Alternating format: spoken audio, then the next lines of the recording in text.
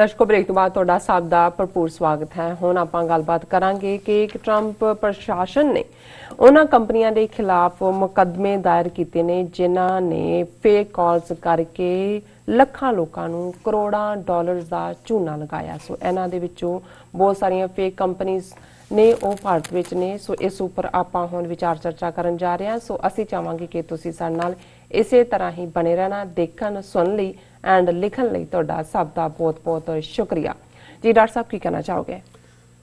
ਦੇਖੋ, ਨਿਰਾਦ ਚੌਧਰੀ ਨਾਂ ਦੇ ਇੱਕ ਬੰਗਾਲੀ ਇੰਗਲਿਸ਼ ਰਾਈਟਰ ਹੋਏ ਨੇ।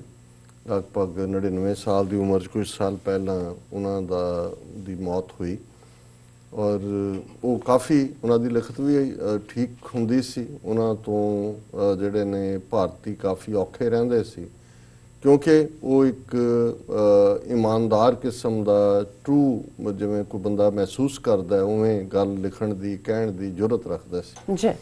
ਔਰ ਨਿਰਾਦ ਚੌਧਰੀ ਨੇ ਇੱਕ ਥਾਂ ਤੇ ਲਿਖਿਆ ਕਿ every Indian is genetically corrupt. ਬਿਲਕੁਲ, ਕਿ ਹਰ ਭਾਰਤੀ ਦੇ ਜੀਨਸ ਦੇ ਵਿੱਚ ਨੂੰ ਅਸੀਂ ਜਦੋਂ ਜੀਨ ਦਾ ਜੇ ਕਨਸੈਪਟ ਨਹੀਂ ਸੀ ਸਾਡੇ ਕੋਲ, ਇਹਨਾਂ ਦੇ ਖੂਨ ਦੇ ਵਿੱਚ ਕਰਪਸ਼ਨ ਵੜੀ ਹੋਈ ਹੈ ਜੀ। ਔਰ ਇਹਦੇ 'ਚ ਕੋਈ ਸ਼ੱਕ ਨਹੀਂ ਹੈ। ਇਹ ਤਾਂ ਉਹ ਕਿਉਂਕਿ ਖੁਦ ਇੱਕ ਹਿੰਦੂ ਸੀ ਇਸ ਲਈ ਉਹਨੂੰ ਹੁਣ ਰੇਸਿਸਟ ਵੀ ਨਹੀਂ ਸੀ ਕਹਿ ਸਕਦੇ, ਉਹਨੂੰ ਅੰਗਰੇਜ਼ਾਂ ਦਾ ਚਮਚਾ ਜਾਂ ਦੂਜਾ ਤੀਜਾ ਤਾਂ ਕਹਿੰਦੇ ਸੀ, ਪਰ ਉਹਨੇ ਉਹ ਕਹਿੰਦਾ ਸੀ ਵੀ ਤੁਹਾਡੇ ਪੱਲੇ ਕੀ, ਕਿਹੜੀ ਤੁਸੀਂ ਸੱਭਿਅਤਾ, ਕਿਹੜੀ ਗੱਲ ਕਰਦੇ ਹੋ? ਜੋ ਤੁਹਾਡੇ ਉੱਥੇ ਹੈ ਸਕੂਲ ਨੇ, ਅਦਾਲਤਾਂ ਨੇ, ਸੜਕਾਂ ਨੇ, ਟ੍ਰੇਨਾਂ ਨੇ, ਖਾਣ ਪੀਣ ਦਾ ਅੰਦਾਜ਼ ਹੈ, ਉਹ ਸਭ ਅੰਗਰੇਜ਼ਾਂ ਦੀ ਬਦੌਲਤ ਹੈ। ਔਰ ਤੁਸੀਂ ਤਾਂ ਸਿਰਫ ਇੱਕੋ ਹੀ ਜੀਨ ਕੈਰੀ ਕਰਦੇ ਹੋ ਆਪਣੇ ਪੁਰਖਿਆਂ ਤੋਂ, ਤੇ ਉਹ ਹੈ ਕਰਪਸ਼ਨ ਦਾ, ਭ੍ਰਿਸ਼ਟਾਚਾਰ ਦਾ। Every Indian is genetically corrupt ਜੀ। ਹੁਣ ਅਸੀਂ ਜੇ ਇਸ ਸਾਰੇ ਨੂੰ ਆਪਣੇ ਵਾਹ ਦੇ ਲਿਹਾਜ਼ ਨਾਲ ਵੀ ਦੇਖੀਏ, ਜਦੋਂ ਹੁਣ ਜਿਹੜਾ ਕਰਪਟ ਹੋਣਾ ਹੁੰਦਾ ਹੈ ਉਹ ਜ਼ਾਹਰਾ ਤੌਰ ਤੇ ਸਾਡੇ 'ਚ ਕਰਪਸ਼ਨ ਦਾ ਮਤਲਬ ਪੈਸੇ ਹੀ ਲੈਣ ਦੇਣ ਨਾਲ ਹੀ ਜੁੜਿਆ ਹੁੰਦਾ ਹੈ। ਲੇਕਿਨ ਇਹ ਇੱਕ ਵੱਡਾ, ਜਦੋਂ ਅਮਰੀਕਾ ਦੇ ਵਿੱਚ ਜਿਸ ਸ਼ਬਦ ਦਾ ਜਾਂ ਜਿਸ ਲਫ਼ਜ਼ ਦਾ ਉੱਥੇ ਕੋਈ ਨਹੀਂ ਹੈ ਸਬਸਟੀਟਿਊਟ, ਇੱਥੇ ਤੋਂ ਇੰਟੈਗਰਿਟੀ ਕਹਿੰਦੇ ਨੇ ਕਿ ਜੀ ਹੀ ਇਜ਼ ਮੈਨ ਆਫ ਇੰਟੈਗਰਿਟੀ ਜਾਂ ਮੈਨ ਆਫ ਕਰੈਕਟਰ। ਹੁਣ ਸਾਡੇ ਜਦੋਂ ਮੈਨ ਆਫ ਕਰੈਕਟਰ ਕਹਿਣਗੇ, ਅਸੀਂ ਔਰਤ ਮਰਦ ਸੰਬੰਧਾਂ ਦੇ ਨਾਲ ਹੀ ਕਰੈਕਟਰ ਲਫ਼ਜ਼ ਨੂੰ ਜੋੜਿਆ ਹੋਇਆ ਜੀ। ਮਾੜਾ ਕਰੈਕਟਰ ਦਾ ਜਾਂ ਕਰੈਕਟਰ ਠੀਕ ਹੈ ਉਹਦੇ ਨਾਲ ਜੋੜਿਆ, ਇੰਟੈਗਰਿਟੀ ਦਾ ਲਫ਼ਜ਼ ਹੀ ਨਹੀਂ ਹੈ।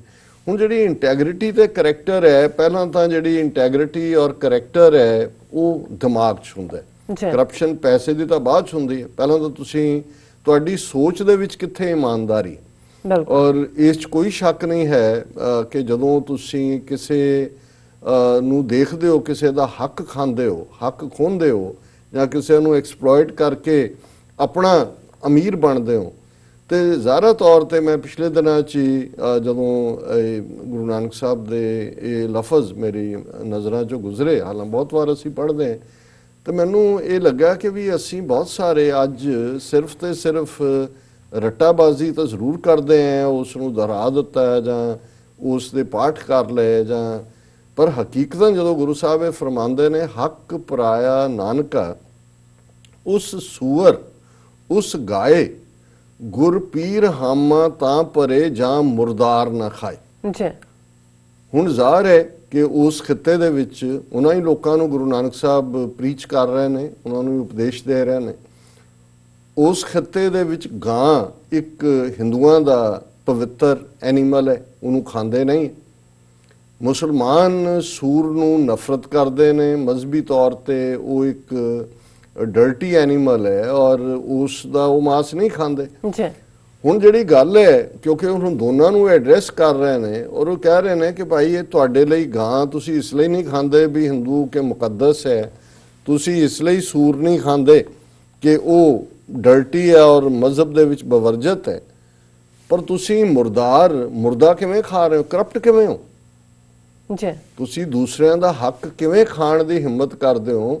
ਤੇ ਤੁਸੀਂ ਉਹ ਦੂਸਰਿਆਂ ਦਾ ਹੱਕ ਖਾ ਕੇ ਸਿਰਫ ਇਹ ਬਾਹਰੋਂ ਨਾ ਖਾਣ ਦੀ ਪਰਹੇਜ਼ਗਾਰੀ ਨਾਲ ਸਮਝਦੇ ਹੋ ਕਿ ਜਦੋਂ ਆਖਰਤ ਦੇ ਵਿੱਚ ਰੱਬ ਦੀ ਦਰਗਾਹ ਦੇ ਵਿੱਚ ਤੁਹਾਡਾ ਹਿਸਾਬ ਕਿਤਾਬ ਹੋਏਗਾ, ਤੁਹਾਡਾ ਗੁਰੂ ਤੇ ਤੁਹਾਡਾ ਪੀਰ, ਗੁਰੂ ਹਵਾਲੇ ਦੇ ਨਾਲ ਹਿੰਦੂਆਂ ਦੇ, ਪੀਰ ਜ਼ਾਹਰ ਹੈ ਇਸਲਾਮ ਦੇ ਨਾਲ ਜੁੜੇ ਹੋਏ ਸਪਿਰਿਚੁਅਲ ਜਾਂ ਜਿਨ੍ਹਾਂ ਨੇ ਜਾਮਣੀ ਦੇਣੀ ਹੈ, ਜਿਹਨੂੰ ਕਹਿੰਦੇ ਨੇ ਜੀ ਆਖਰਤ ਵੇਲੇ ਜਾਮਣੀ ਹੋਏਗੀ ਕਿ ਭਾਈ ਇਹ ਮੇਰਾ ਹੈ, ਇਹਨੂੰ ਗੁਰਪੀਰ ਹਾਮਾ ਤਾਂ ਭਰੇ। ਹਮ ਹੈ ਕਿ ਤੁਹਾਡਾ ਗੁਰੂ ਜਾਂ ਤੁਹਾਡਾ ਪੀਰ, ਤੁਹਾਡਾ ਪ੍ਰੋਫਿਟ ਜਾਂ ਤੁਹਾਡਾ ਰਾਮ ਤਾਂ ਤੁਹਾਡੇ ਨਾਲ ਆ ਕੇ ਖਲੋਏਗਾ ਜੇ ਮੁਰਦਾਰ ਨਾ ਖਾਏ। ਜੀ ਕਿ ਜੇ ਤੁਸੀਂ ਇਹ ਮੁਰਦਾ ਨਹੀਂ ਖਾਂਦੇ, ਕਰਪਸ਼ਨ, ਤੁਹਾਡੀ ਜਿਹੜੀ ਕਮਾਈ ਹੈ ਉਹ ਹੱਕ ਹਲਾਲ ਦੀ ਹੈ।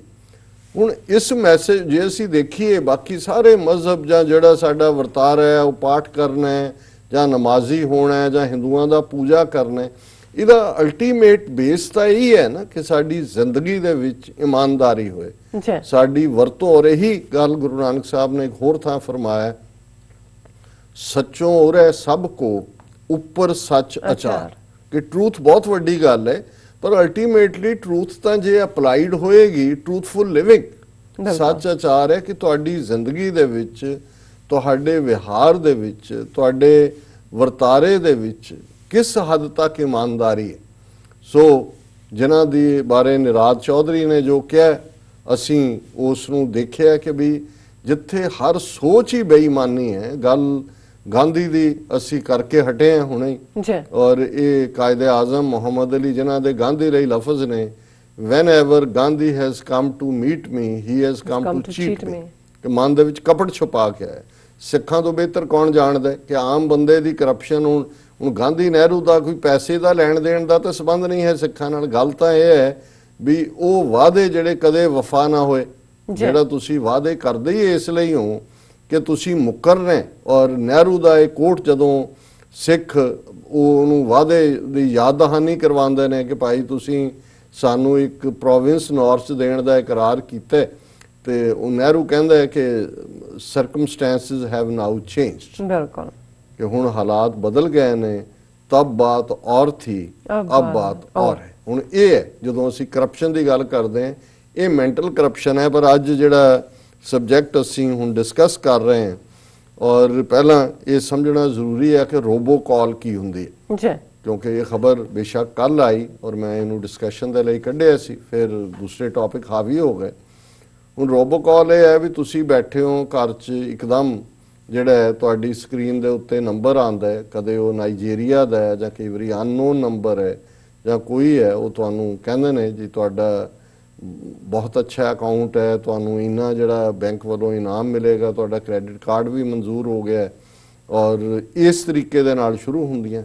ਫਿਰ ਕੋਈ ਇਹ ਵੀ ਹੋਏਗਾ ਕਿ ਜੀ ਤੁਹਾਡਾ ਗ੍ਰੀਨ ਕਾਰਡ ਜਾਲੀ ਹੈ ਔਰ ਤੁਸੀਂ ਝੂਠ ਬੋਲ ਕੇ ਲਿਆ, ਇੰਨੇ ਪੈਸੇ ਇੱਥੇ ਆ ਕੇ ਫੜਾ ਦਿਓ, ਅਦਰਵਾਈਜ਼ ਅਸੀਂ ਰਿਪੋਰਟ ਕਰਨ ਲੱਗੇ ਹਾਂ। ਫਿਰ ਕੋਈ IRS ਦਾ ਬਣ ਕੇ ਆਏਗਾ ਕਿ ਤੁਹਾਡਾ ਟੈਕਸ, ਤੁਹਾਡਾ ਫਰਾਡ। ਹੁਣ ਹਰ ਕੋਈ ਇੱਥੇ ਬਹੁਤੇ ਜਿਹੜੇ ਆਉਂਦੇ ਨੇ ਉਹ ਕੁਛ ਨਾ ਕੁਛ ਤਾਂ ਕੀਤਾ ਹੁੰਦਾ।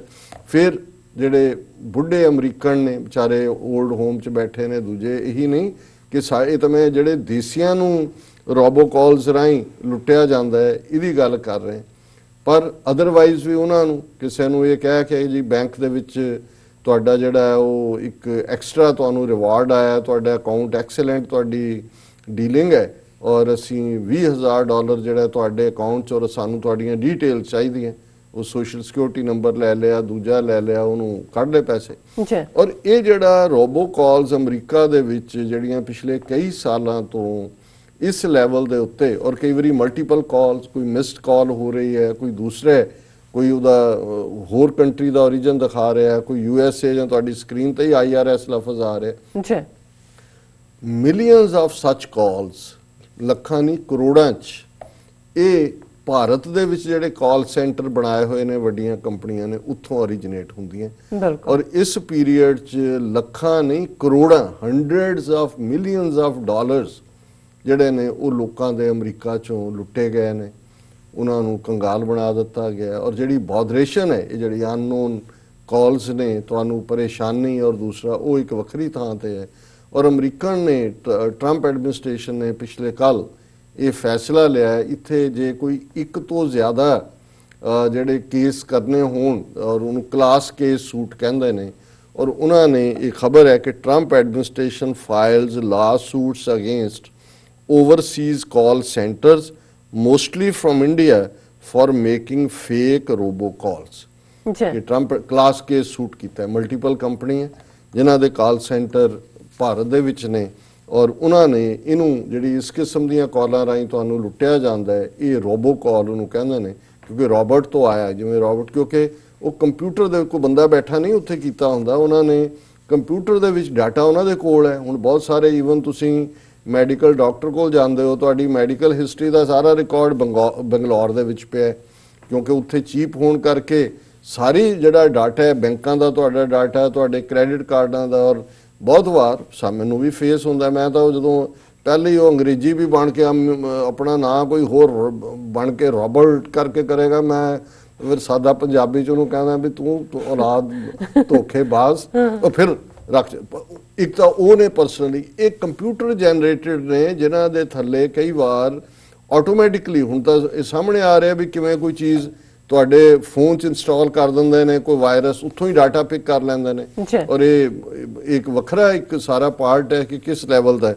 ਪਰ ਇਹ ਦਾ Trump administration has filed lawsuits against 5 companies and 3 individuals allegedly responsible for making millions of fake robocalls to American consumers from overseas, mostly from India, and leading a massive financial losses, the Department of Justice has said। उन्होंने कहा जी इन्ना नुकसान किया और बहुतियां calls originate India तो होंदियां ने।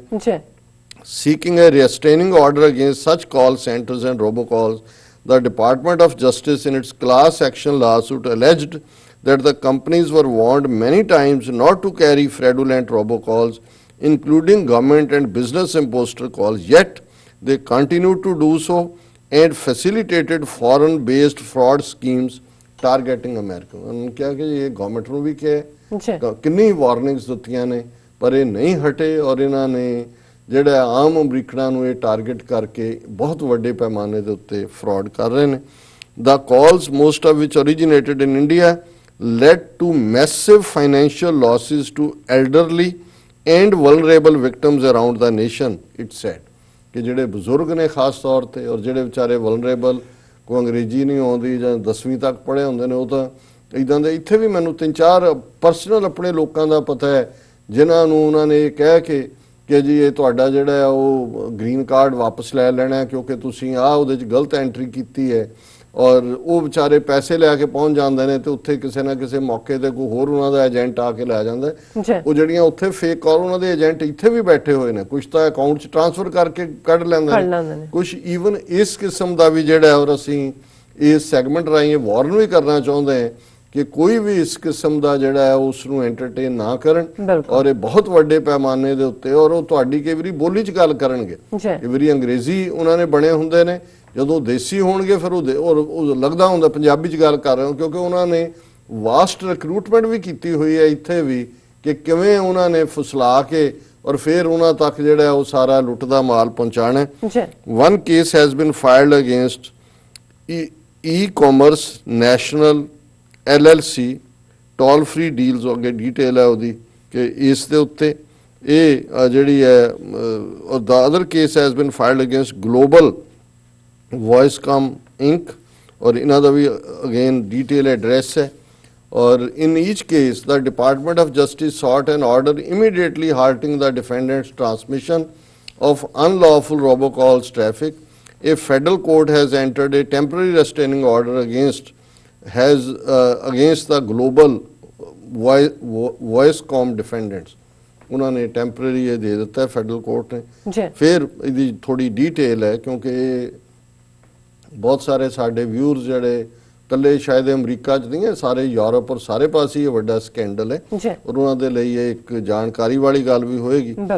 Robocalls are an annoyance to many Americans, and those that are fraudulent and predatory are a serious problem, often causing devastating financial harm to the elderly and vulnerable members of our society, said Assistant Attorney General Jody Hunt for Department of Justice। उन्होंने कहा जी किवें ये annoyance भी है, ये fraud भी है, तुसी चुक लिया भावें ना भी दिओ डिटेल, तुसी बैठे हो सुते हो, तुहानू उठाया आधी रात नूं कॉल खड़की, ਤੁਹਾਨੂੰ ਲੱਗਾ ਕੋਈ ਤੁਹਾਡੇ ਪਰਿਵਾਰ ਵਾਲੀ ਕੋਈ ਐਮਰਜੈਂਸੀ ਨਾ ਹੋਏ, ਅੱਗੋਂ ਇਹ ਫ੍ਰੈਡੂਲੈਂਟ ਕਾਲ ਹੈ। ਫਿਰ recently foreign fraudsters have used robocalls to impersonate government investigators and to provide Americans with alarming messages such as recipient's social security number or other personal information has been compromised, or otherwise connected to criminal activity, and recipient faces imminent arrest, their assets are being frozen, their bank and credit accounts have suspect activity, their benefits are, ਇਹ ਸਾਰੇ ਉਹ rules use ਕਰਦੇ ਨੇ ਜਿਨ੍ਹਾਂ ਥੱਲੇ ਉਹ ਤੁਹਾਨੂੰ ਇੱਕ ਵਾਰੀ ਘਬਰਾ ਦਿੰਦੇ ਨੇ ਔਰ ਤੁਸੀਂ ਫਿਰ ਉਹਨਾਂ ਦੇ ਜਿਹੜਾ ਉਹ ਗੱਲ ਮੰਨਣ ਲੱਗ ਜਾਂਦੇ ਹੋ। Each of these claims is a lie designed to scare the call recipient into paying large sums of money. ये सारे fraud ने और वो पैसा वो चुकड़ा social security imposters, IRS imposters and tax support schemes और ਜਿਹਦੇ ਚ ਉਹਨਾਂ ਨੇ technical ਬਣ ਜਾਂਦੇ ਨੇ ਇਹ ਸਾਰੇ ਹੀ ਜਿਹੜੇ ਨੇ ਇਹ fraud ਨੇ। In the cases announced on Tuesday, United States alleges that defendants operated voice over internet protocol carriers which use the internet connection rather than traditional copper phone lines to carry telephone calls. ये technicality है कि वो कोई copper आम phone नहीं इस्तेमाल करते, ये computer generated ही होता है। और ਉਹਦੇ 'ਚ ਉਹਨਾਂ ਨੇ ਕਿਹਾ ਕਿ ਵੀ ਇਹ ਜਿਹੜੀਆਂ ਬਹੁਤ ਸਾਰੀਆਂ ਫੋਰਨ ਬੇਸਡ ਕ੍ਰਿਮੀਨਲ ਆਰਗੇਨਾਈਜੇਸ਼ਨਸ ਨੇ ਔਰ ਤੁਸੀਂ ਹੁਣ ਅੰਦਾਜ਼ਾ ਲਾਓ ਕਿੰਨਾ ਕਾਲਾਂ ਦਾ ਵੋਲਿਊਮ ਹੋਏਗਾ। For example the complainant against the owners operators of e-commerce national alleges that the defendants carried 720 million calls during a sample 23-day period and that more than 425 million of these calls lasted less than 1 second, indicating that they were robocalls.